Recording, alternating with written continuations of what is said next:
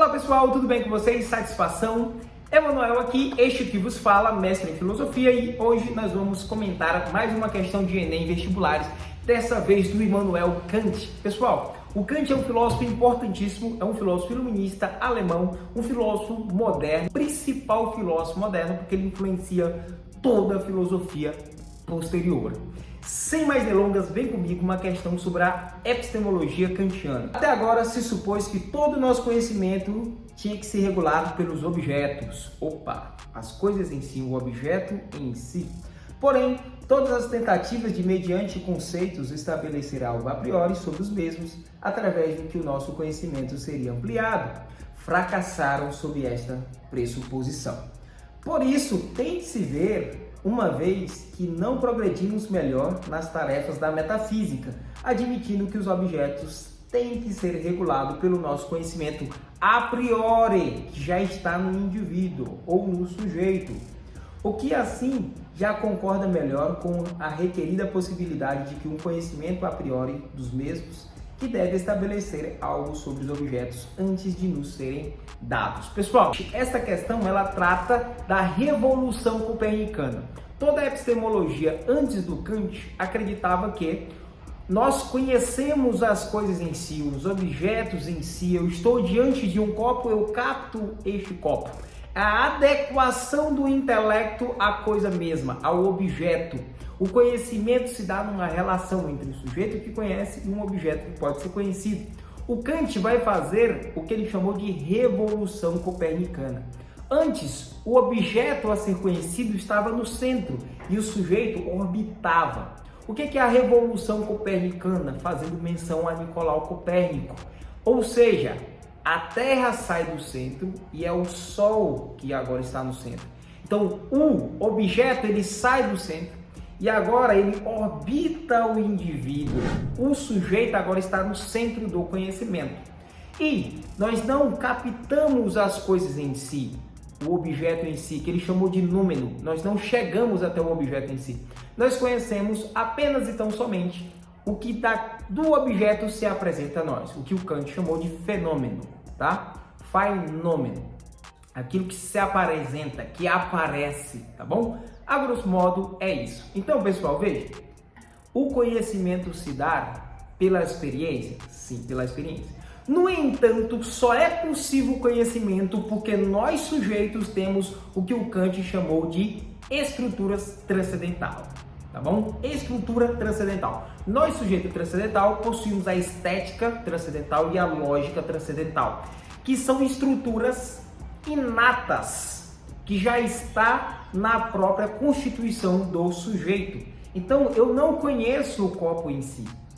Eu conheço o que do objeto se apresenta a mim, mas essa minha estrutura transcendental também insere no objeto algum tipo de conhecimento. E por isso eu apreendo o objeto a partir dessa minha estrutura transcendental. Vem comigo, eu sei que essa questão é difícil, eu sei que o Kant é muito complexo, mas vamos lá. Letra A. O conhecimento resulta da ação dos objetos sobre nossa capacidade perceptiva, de modo que todo conhecimento deriva da experiência. Todo conhecimento deriva da experiência? Não. Ele parte da experiência, mas todo ele não é só da experiência. B. Nada pode ser estabelecido sobre o objeto que não seja dado por eles ou por meio deles. Há algo sim fora do objeto, que é a estrutura transcendental que está no sujeito. Letra C, pessoal. Nosso conhecimento é regulado por princípios que se encontram em nossa mente, a estrutura transcendental, como tais, são anteriores e independentes de toda a experiência. Sim. Letra C. O sujeito está no centro, ele tem as estruturas transcendental, a estética transcendental, a lógica transcendental, e elas são a priori, são inatas, já está no sujeito, e elas fazem parte do processo de conhecimento. Eu tenho a experiência com o objeto, mas eu tenho a minha estrutura transcendental que faz com que eu compreenda esse objeto a partir dessa minha estrutura a priori. Letra D. É indispensável fazer uma crítica à razão e dos limites e possibilidades do conhecimento. É dispensável? Não. não é dispensável se fazer uma crítica à razão e dos limites e possibilidades de conhecimento. Aqui lembrando que é a razão pura, é a metafísica, tá? Não é dispensável. Para o Kant é importantíssimo as questões metafísicas. Por quê? Se esse copo cai 0,8 ou 0,9, não muda nada na nossa vida. Mas se existe ou não Deus, muda tudo.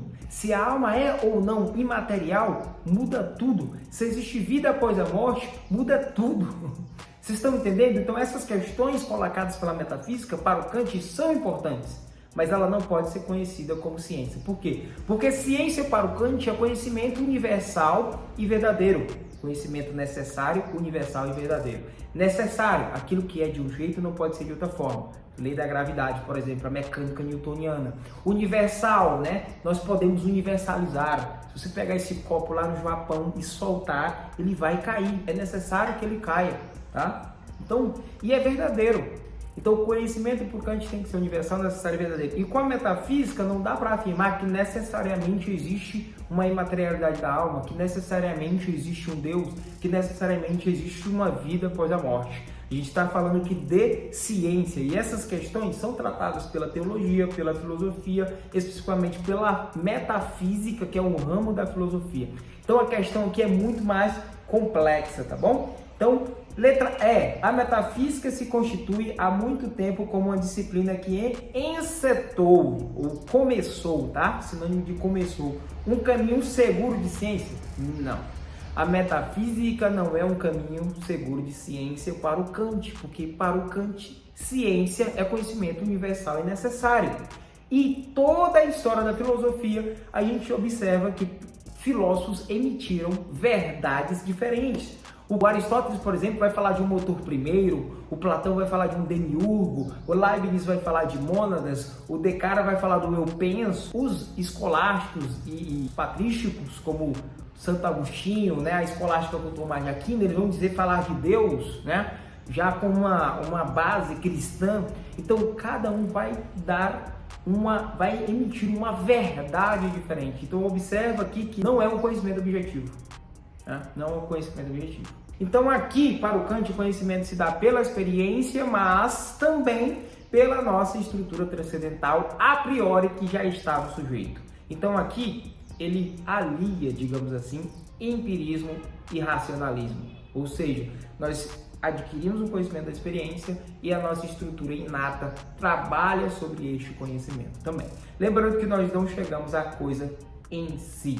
Então essa questão trata da revolução copernicana, pessoal, que é colocar o indivíduo no centro do conhecimento. Pessoal, se você gostou dessa aula, curte e compartilha. Nós sabemos que esse tipo de iniciativa aqui no YouTube não tem muito apoio. Então, quem é que pode apoiar esse projeto? Vocês, as mais de 2.000 pessoas que seguem este canal. Até a próxima aula, um abraço.